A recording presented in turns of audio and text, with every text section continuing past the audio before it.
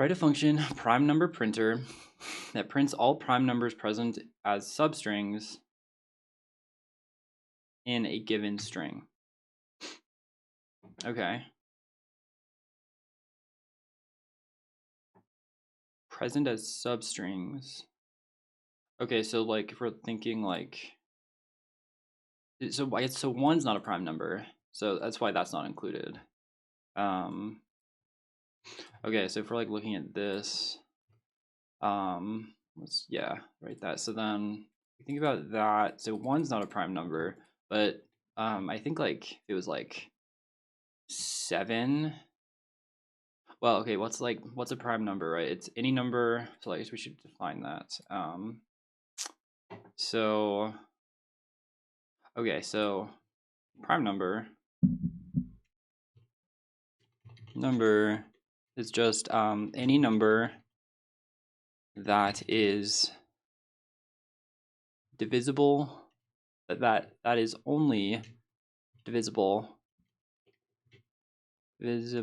by itself and 1, and then that is not including 1. So the first prime number is 3, I think. So primes start at 3, right? Because 2 is 2 considered a prime number? I think is 2 considered prime? I think 2 is a prime number. So because it is only divisible by itself and 1, and it is not 1. So yeah, okay, so 2 I believe is a prime number. And yeah, I mean, yeah, okay. Yeah, 2 is a prime number. And then 1 is not a prime number. And this would be considered like a substring, right? So substrings in a given string, so the input is a string, presumably. So I guess like a question here would just be, can we always assume that the input string, that the input is in fact a string? And then a follow-up question with that for that question would be, will the input string always be of length greater than 0? So we don't want to have some sort of like empty string, right? And then I guess another sort of follow-up there, this is kind of like a sub question, is will the input string always have some string integers? Okay. So I guess those are some questions to just get started. So maybe I'll just write, I can do another one here. So then I think it's fair to assume that it could potentially be an empty string, in which case it seems like we would want to just return an empty array, because there are, no prime substrings, or substrings which happen to also be prime numbers once converted to numbers. Another thing to think about is, will the input string ever have like signed integers? So in the case of like, let's say it was like this one, and maybe it was like a 4 minus 2. Is minus 2, I guess that's another question for primes. Are there such things as negative prime numbers? And I guess it's like it's a question. So like, are negative numbers prime, or can negative numbers be prime? So okay, so positive integers. Okay, that's fair. So go here. All right, so in this case, the 2, so I guess this substring minus 2 would not be, but this substring 2 would be, so it would be the same answer, even if it's like, a negative number. So I guess that, yeah, that's just sort of an additional test case to think about this. So I think we're going to answer that with yes, but negative numbers are never primes. Okay, and then we could think about maybe like a test case where it's like 4.3. And in this case, of course, this is not a prime number, but 3 is a prime number. So I guess, yeah, if we're thinking about like primes, so it'd just be like 2, 3, 5, 7. What is the next one? 11. And then I guess 13. I think that's right. 13, yeah, because that's only, okay, then 13, and then the next one, I think it's 17. Yeah, I guess I could just find like a list of primes. List of primes. All right, so 2, we'll just grab a couple. Okay.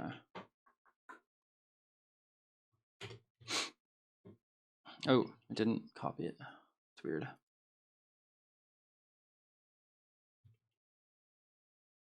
My computer's already shitting the bed. Okay, cool. So we have that. We understand what prime numbers are. We know that, or I guess we can assume, we're going to make the assumption that the input is going to be a string, but that this is theoretically a valid input, just an empty string.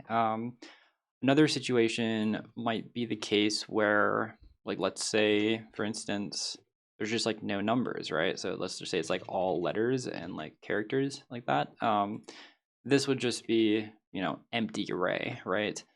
Okay. So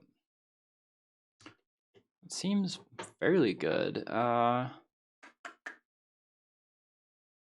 to think. No, never really have to. Okay, so it seems like this problem kind of has like two.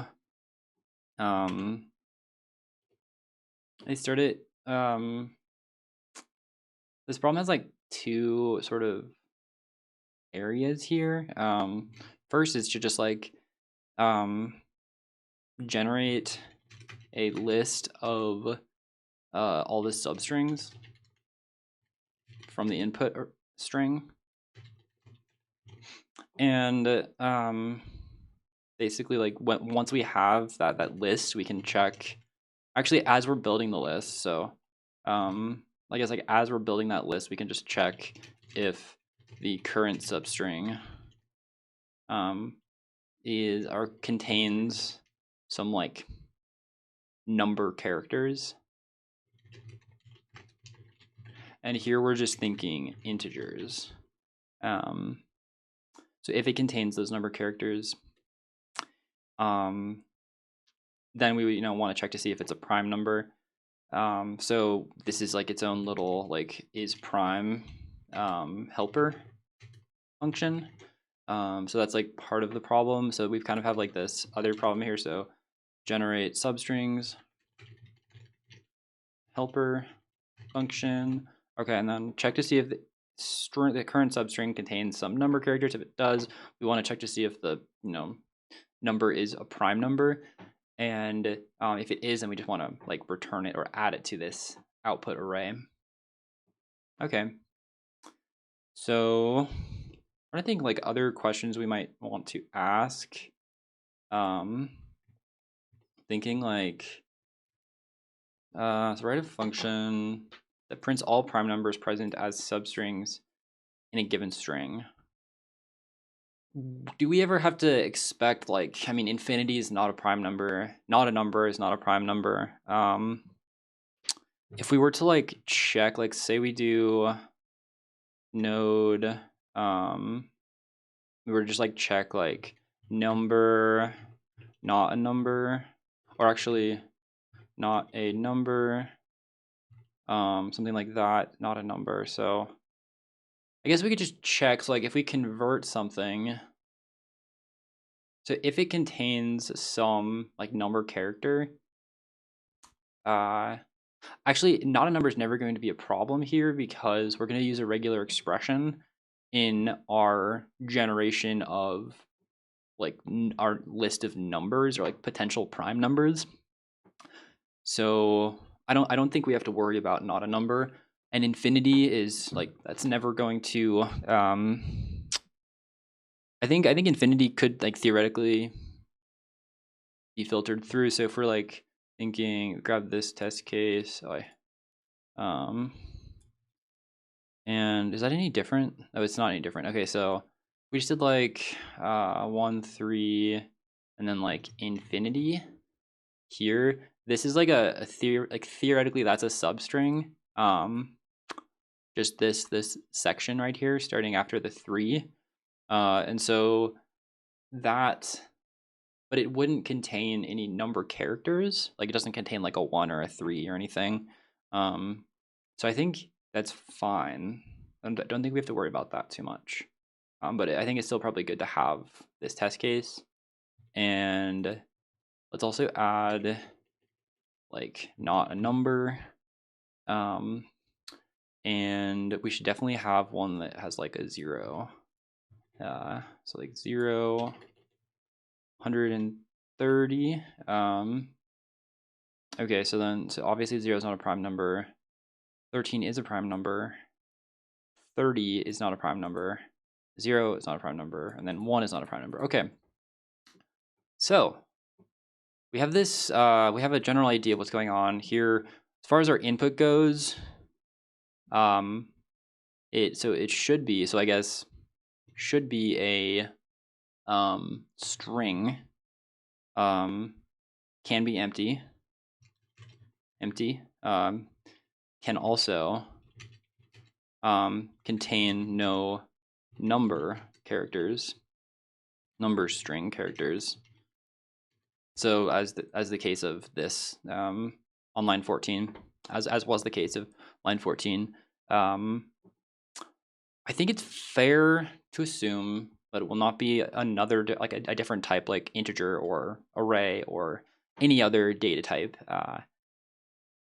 because it says in a given string. Yeah, I think it's a fair assumption to make. Okay. Prime start at 2. All right, and then as far as our requirements go, it sort of just kind of comes down to like what is a prime number. So maybe we'll just move this section down here. So prime numbers are any number that is only divisible by itself and 1. Prime numbers are also never negative. Must be integers. So we had that one float here. And 3 is a prime number, right? We're 13. Okay, interesting. So for this one, where's like the initial test case? 13D. Why is 3 not in that array? Write a function that prints all prime numbers present as substrings in a given string. That's a little confusing. I feel like the 3 should be in there because it is a substring. Okay. Am I crazy? Let's go back to the actual problem. Launch school.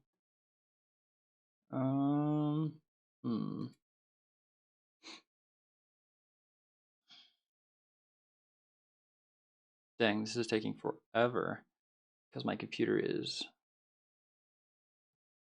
shitting the bed. Okay.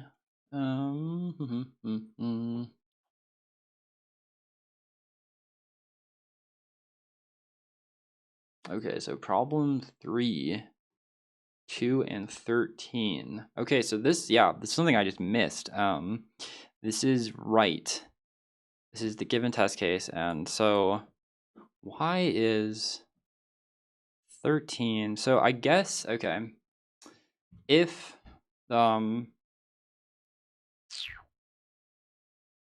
okay, so the 3 is not, so if they're like consecutive integer values, so I'm not even sure if 3 would ever, or 4.3 would ever be evaluated because it's not like consecutive, right? So I think we just need to, we don't want all the possible substrings. We want, so like if, like I guess in the case of, let's just grab, where's the core test case here? For this one, we wait, where's the 2 and 13? Yeah, 2, 13. So we don't want to include like a 1 or a 3 on its own, because like obviously 3 is a prime number. So I guess if we encounter an integer, like, or I guess a number string, and the next element in our array is also a number string, then we would not slice out the 1, nor will we slice the 3. It has to all just be a number. So, okay. I think what I would want to do here is, I think we can still sort of use the same approach we were thinking. But instead of generating a list of all the substrings, we just want to think about, so walk over the array, or walk over the string of characters. And so I guess that's sort of a requirement. The integers, and then as far as the requirements go, we need to, so like if current character in string is a number character, and so we want to slice it, so we want to extract it for later, unless the next character is also a number character, in which case, if this is the case, we want to, I guess, like hang on to it. We like want to hang on to, we want to build that number up until it no longer has any, or until the next character is not a number character. So like for this test case, we hit the 1. Okay, we see this is a number character, and we need to check. So before we extract the 1, we need to check to see if the next character is a number character, and if it is, then we would need to check again. And so essentially building that number up. So for this one, if it was like 130, where was the 130? 130 is not a prime number. So this test case seems as though it should just be 2. Because we're checking, okay, 1, 3, 0, okay, and then we would extract that, but then it's not a prime number, so it's not in the result array. Okay, I think that makes sense. I want to validate, so then this one, 130, okay, so it's just like the same.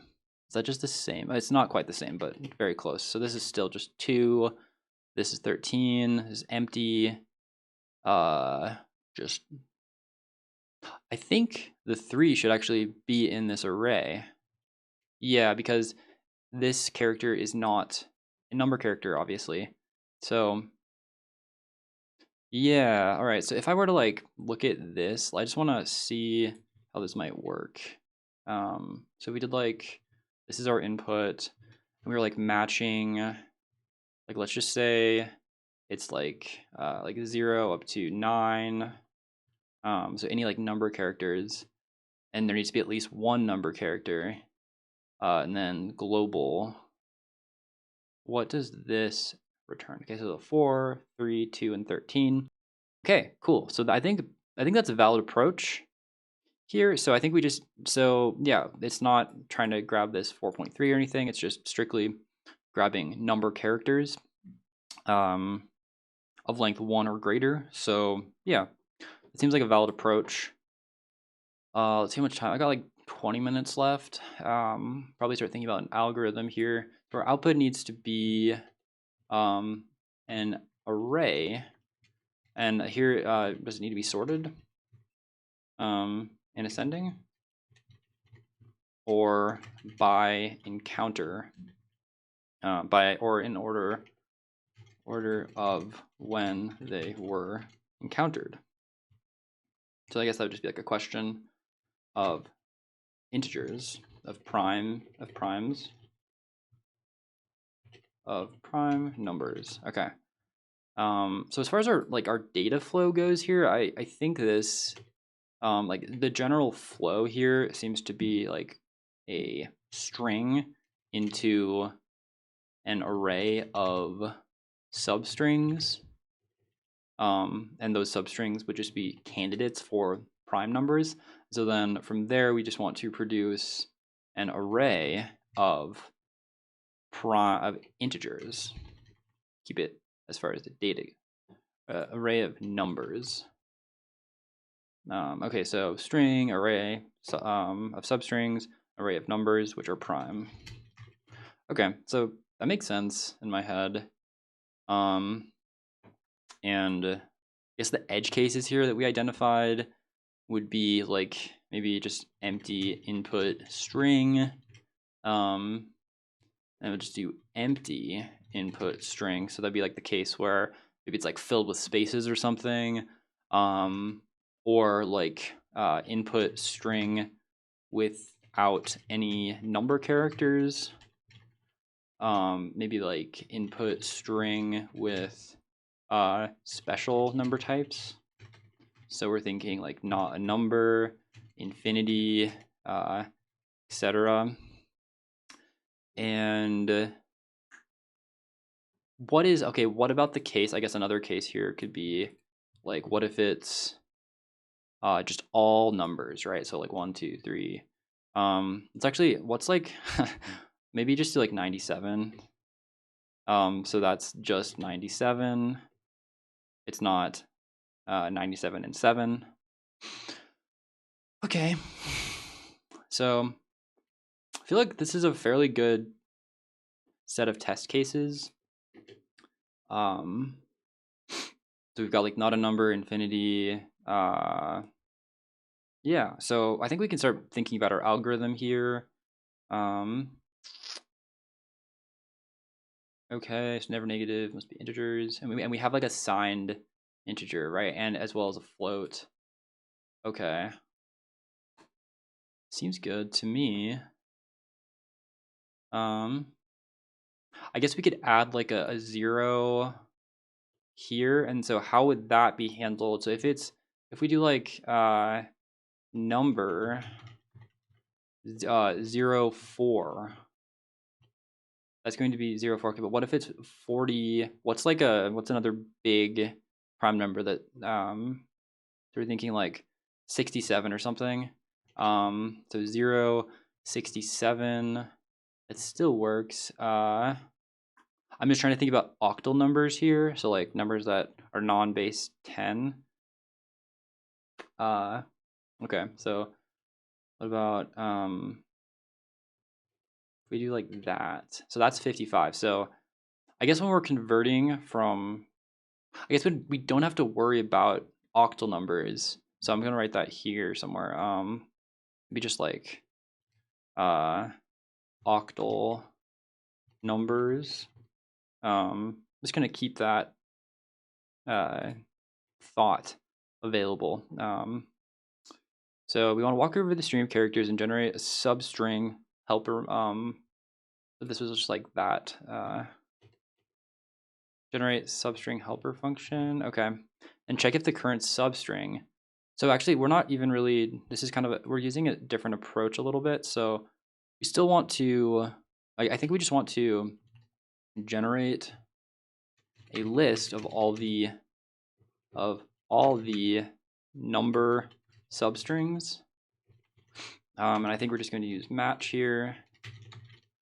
And we saw that that worked earlier.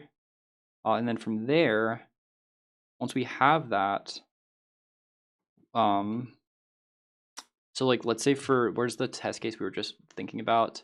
So it say it's like 0, 9, 7. That would still be 97, right? If we were to like do 0, 9, 7 match for 0 through 9 plus global 97. All right, and then if we were to take that, the first element, and we were to convert this to a number, that's 97. So we're not worried about octal numbers here. Okay. Cool. So generate a list of all the number substrings, and then based on this list determine which elements, which number elements are elements as numbers are prime. Okay. Cool. And the way we're using our regex here, we don't have to worry about the negative at all, or infinity, or not a number, or octal, which I think is pretty good. I think I'm missing anything here.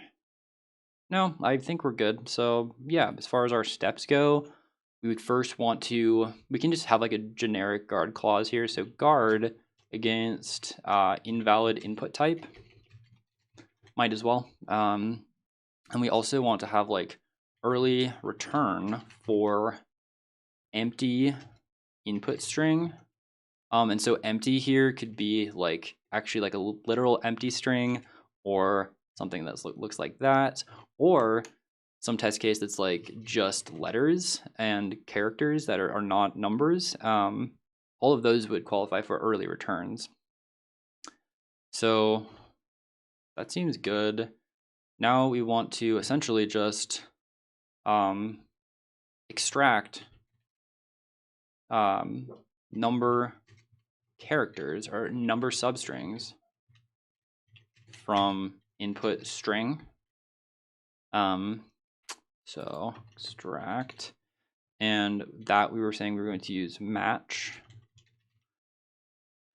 And then based on that, we just want to filter substrings by if they are prime or not. So here we need our little helper function, and we just want to return this filtered array. But our helper function here is checking to see if the number is prime. So if is prime function, and that's just, I believe we can just take like say, so the input here at this point is just going to be a string num, and so we need to convert input into a number, and then from there we just need to check to see if number is greater than 1 and number is not, or is and the number, actually I'm just going to write it in English. So if number is greater than 1 and the number is only divisible by itself and 1, then it's a prime number and should be returned from the helper. Okay. So what does that look like? We basically need to, so for this, we need to convert the input into a number, then get range of numbers from 1 up to and including input as number. And then from there, we just need to divide and see if it is perfectly divisible. So that would just look like something like number divisible by current divisor, and if it's equal to if it's equal to 0, then we know that it's not. Well, I guess we don't want it to be up to from 0 up to not inclusive of, so not including input as number. Okay, and then number divisible by current divisor. If it's equal to 0, then we need to immediately return false. Else true. So if all of them, okay, so I think that works. Yeah, I think that works. I'm trying to think about how I'm going to do that. So we want like a range of numbers from 1 up to, but not including the current number. Okay, yeah, that's fine. We don't have to get fancy with that. We can just use a for loop. Okay, so I think I'm gonna get into my function here. So function, what are we calling this? primeNumberPrinter.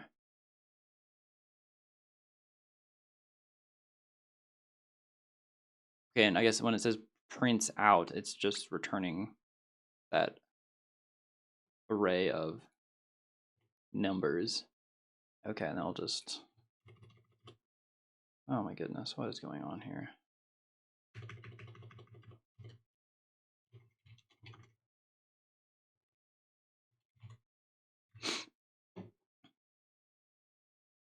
Okay, so function primeNumberPrinter input, and we want our guard clause. So if type of input is not equal to a string, then we want to return invalid input type.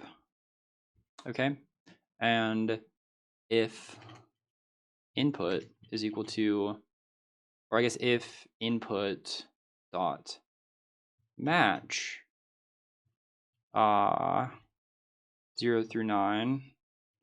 So if it doesn't match anything here, so if there are no numbers at all, we want to return an empty array.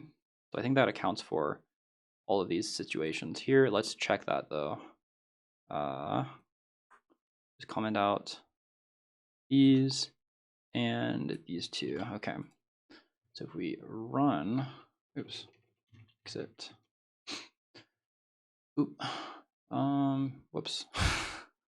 Okay, so node 3.js, and we're getting unexpected. Oh, where's that? Is it? Oh, yep. Okay, I didn't want this out. All right, so we got like 6 minutes or so. I think we should be fine where time goes. Okay, yeah, so it's an empty array for both of those, which is what we expected. So yeah, that's cool. The next thing is to extract the number substrings. So that's our match. So just we'll call this const nums, and it will be the return value of calling match on input using this same regex. So we can actually, let's just grab that. Okay, and we'll just call this const regex is this. Okay, so then we can use that regex. I want to match that, and let's just see what we're getting here. Return nums. All right, comment that out and comment that out, and then just look at a couple of these. So we're getting all the number characters, but however, okay, this was a situation where, yeah, it needs to be plus. Okay, so 4, 2, 13, 4, 2, 130. That's what we're looking for. Great, so we've got that.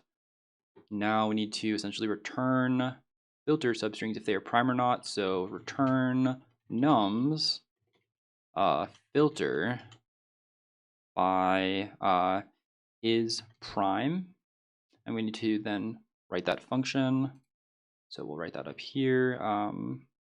Function is prime. Okay. And it's prime string num. Okay. So we got that. And so we first need to convert it to a number, right? So we'll just do const num, or candidate is number string num. Okay, so we have candidate, and let's just check this just to make sure it's working. So for like the console log is prime, and we'll do like 0, 1, 2, 3, and we're just going to see that that's working. Oh, it's because I'm not actually returning anything. Yeah.